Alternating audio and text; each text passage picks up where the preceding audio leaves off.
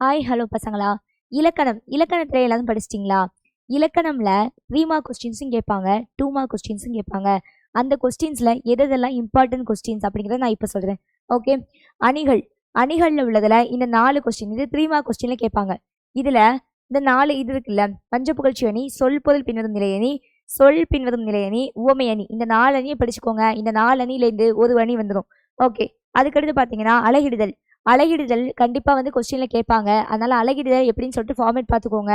அப்படி தெரியல அப்படின்னா நம்ம தனியாக அழகிடுதலுக்கு ஒரு வீடியோ போட்டிருக்கோம். அந்த வீடியோ ஃபாலோ பண்ணி படிச்சுக்கோங்க. ஓகே. நெக்ஸ்ட் பகுபத உறுப்பிலக்கணங்கள். பகுபத உறுப்பிலக்கணம் கண்டிப்பாக வந்து எல்லா எக்ஸாம்லேயுமே பகுபத உறுப்பிலக்கணம் கேட்டிருக்காங்க. அதனால கண்டிப்பாக இந்த எக்ஸாம்லையும் பகுபத உறுப்பிலக்கணம் ஒரு கொஸ்டின் இருக்கும் 2 மார்க் கொஸ்டினில். அதனால பகுபத உறுப்பிலக்கணம் நல்லா படிச்சுக்கோங்க.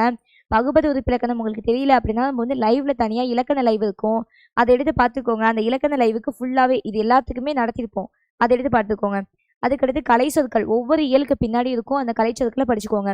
நெக்ஸ்ட் மரபு தொடர்கள் இருக்குல்ல, மரபு தொடர் வந்து இயல் 7ல் இருக்கும். இந்த கேள்வி ரொம்ப முக்கியமானது, அதனால 2 மார்க்ல கேட்கலாம் அப்படின்னு சொல்லிட்டு எதிர்பார்க்கலாம். அது நெக்ஸ்ட் உவமை தொடர், இதுவும் வந்து இயல் 7ல் தான் இருக்கு. 2 சொற்களை ஒரு தொடராக அமைக்கிறது. 2 சொல் கொடுத்துட்டு இதை வந்து ஒரு சென்டென்ஸாக மேக் பண்ணுங்க அப்படின்னு சொல்லி கொடுத்துருப்பாங்க. இந்த கேள்வி பார்த்துக்கோங்க. அடுத்து வினைமுற்ற வினையாளனையும் தொடராக மாற்றி எழுதுறது. இது வந்து பேஜ் நம்பர் 18ல் இருக்கு. இதையும் பார்த்துக்கோங்க. இயல் 1ல் இருக்குன்னு நினைக்கிறேன் இது. நெக்ஸ்ட் வந்து பழமொழியை நிறைவு செய்க. இடையில வந்து பழமொழியை நிறைவு செய்க அப்படின்னு சொல்லிட்டு இடையில வந்து டேஷ் மாதிரி கொடுத்து கேட்பாங்க. இந்த கேள்வி வந்து இயல் 3ல் இருக்கு. இதையும் பார்த்துக்கோங்க. நெக்ஸ்ட் தொகாநிலை தொடர். தொகாநிலை தொடர் வந்து தொகாநிலை அந்த லெசன் இருக்குல்ல, அதுக்கு பின்னாடி கற்பவை கற்ற பின்ன இருக்கு. இந்த அன்பு செல்வன் இதெல்லாம் வரும்பா, இதை பார்த்துக்கோங்க. இது ரொம்ப முக்கியமானது. ஏன்னா ஏற்கனவே இது வந்து கொஸ்டின்ல கேட்டிருக்காங்க. அன்பு செல்வன் அப்படிங்கிறது அதோடைய இலக்கண குறிப்பு என்ன அப்படின்னு சொல்லிட்டு கேட்டிருக்காங்க. அது என்ன தொகை, அது வந்து இரு பெயரொட்டு பண்பு தொகை வரும்.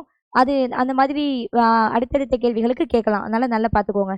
நெக்ஸ்ட் நிறுத்தல் குறியீடுகள், இதையும் நல்லா பார்த்துக்கோங்க. இந்த அந்த சேரன் இருக்காதுல்ல, அவரை வச்சு ஃபுல்லாகவே வந்திருக்கும்.